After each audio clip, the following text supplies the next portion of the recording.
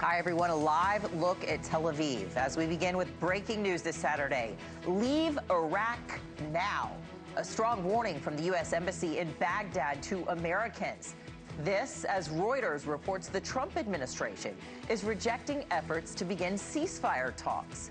And the State Department issues a $10 million reward for information on top members of the Islamic Revolutionary Guard.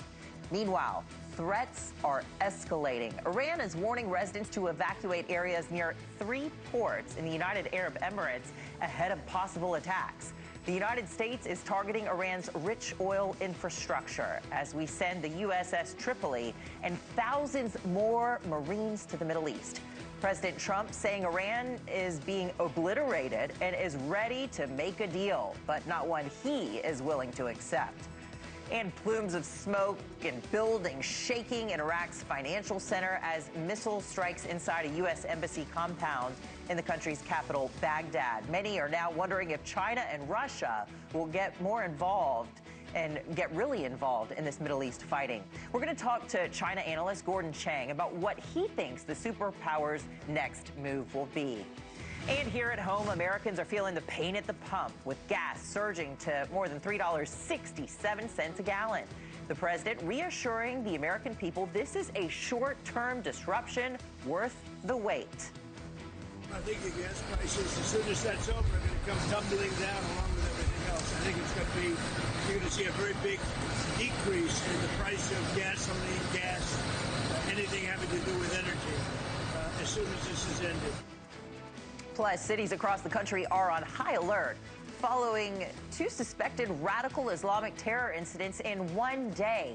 One in Virginia at Old Dominion University, killing an ROTC instructor. The other, an attack on a Jewish community center at a Michigan synagogue there. The FBI is looking at this as a targeted terror incident. We'll talk to someone who grew up attending Temple Israel, as well as former Michigan GOP gubernatorial candidate Tudor Dixon. She's standing by. She's going to be joining us in just a few minutes. Stay there. Great to see you. Thank you. And everybody at home, we really appreciate you choosing us here at News Nation Live. I'm Anna Kooiman in New York City. It's Saturday, March the 14th, 2 o'clock on the East Coast. This is News Nation Live, and we start here. We're going to welcome to the show retired Air Force Special Operations Commander Major Glenn Ignazio. Major Ignazio, thank you so much for joining us. We wanted to bring you on because we've got this breaking news here. Moments ago, the U.S. Embassy in Baghdad warning to leave Iraq right now, telling Americans to get out. This after Iran did launch a missile that hit within the embassy's borders. Your read on the warning and what may have triggered all this? Yeah, the warning is definitely the case of getting folks out. In prior operations, when there was only one embassy, we did non-combatant evacuation operations. That's where the military actually went in and evacuated.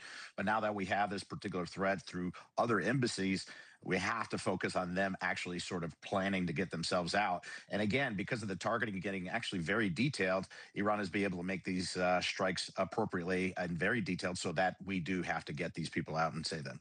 Right.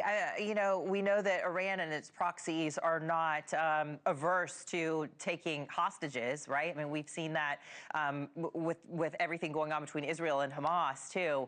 I mean, is that one of the threats? We're worried that Americans could be taken?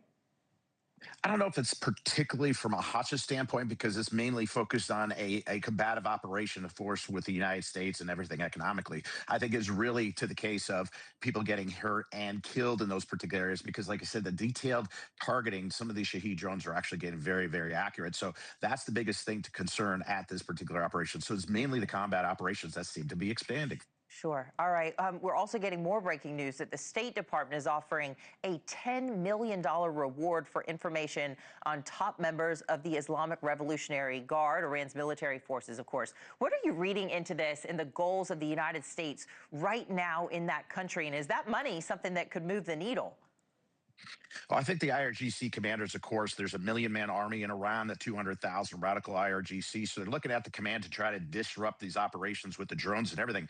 But they have planned for this for almost 40 years as far as a threat against the United States. So as we decapitate the one leader, we have to be worried about who the next one is. So their continuity leadership from the government to the IRGC is rather established. So that's what we're doing. I think it's impactful, of course, but you don't know what you're opening to the next. Oh, sure. Okay. I mean, money talks, though. $10 million when you think about that, especially when there are some estimates that this war is costing us $1 billion a day, up to $1 billion a day.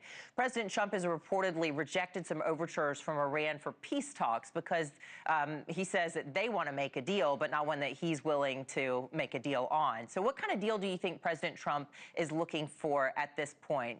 A week ago, he started saying he wants an ultimate, hands down, 100% surrender. Is that still the case?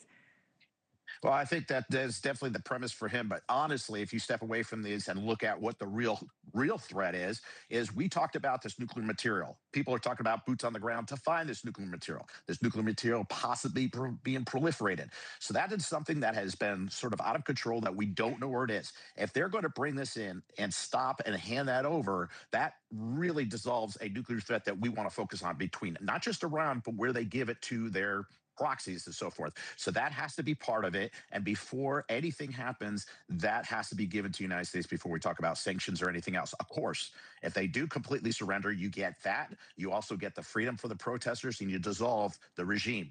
Where are we on that and what will be acceptable to the president of the United States? That's where the $1 million question is. Right. All right. Well, I want you to take a listen to a pro-Iranian regime demonstration here in New York City yesterday, praising the #1 state sponsor of terrorism in the world. Shame, shame, USA! We become terrorists. One day we come for you.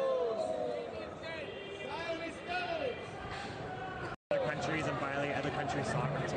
So it's really important in times like this to show our opposition that we don't want our tax dollars $1 billion a day for these mobilizations. We think that that money should be going to U.S. people, like people in the United States. It should be going to fund our needs, not the war machine that really is not in our interest. So this in sort of two pieces here, because polling is showing us that overwhelmingly Americans are not happy with what's going on there with our military action.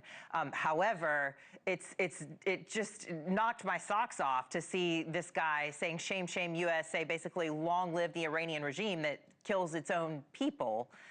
Does this feel like America to you?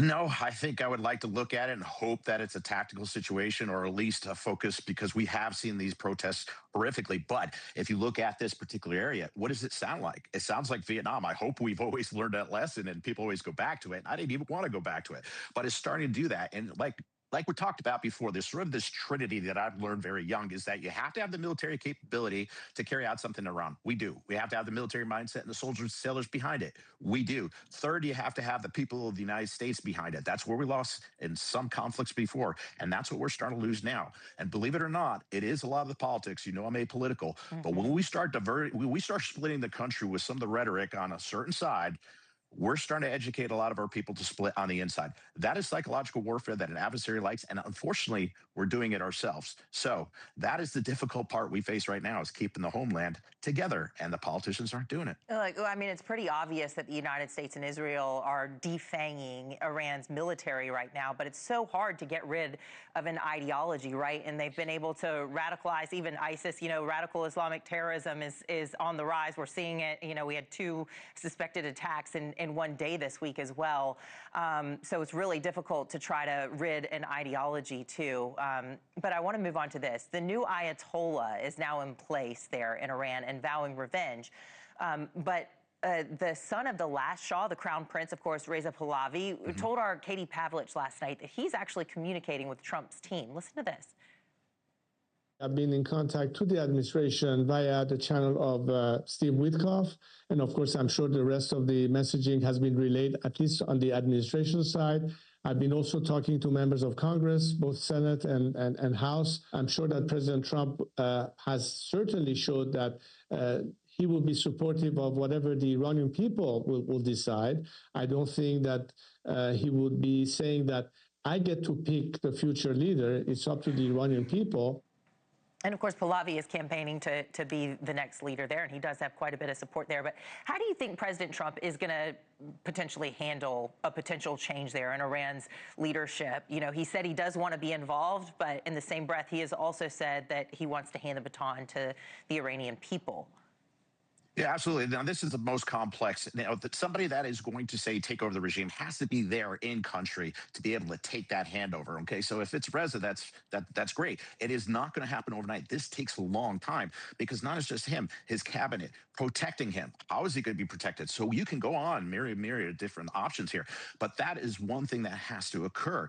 Now, as far as this particular thing happens, you have the son who is a radical, used to be IRGC, that has no problem carrying out attacks across the United States. So getting him in, very difficult. Being able to maintain the security for him, very difficult. And so that's where it's going to be hard, is we can't just eliminate the regime. Venezuela, we took the top off, continuity of government, the next person was okay and took over. That's not what we're talking about in Iran.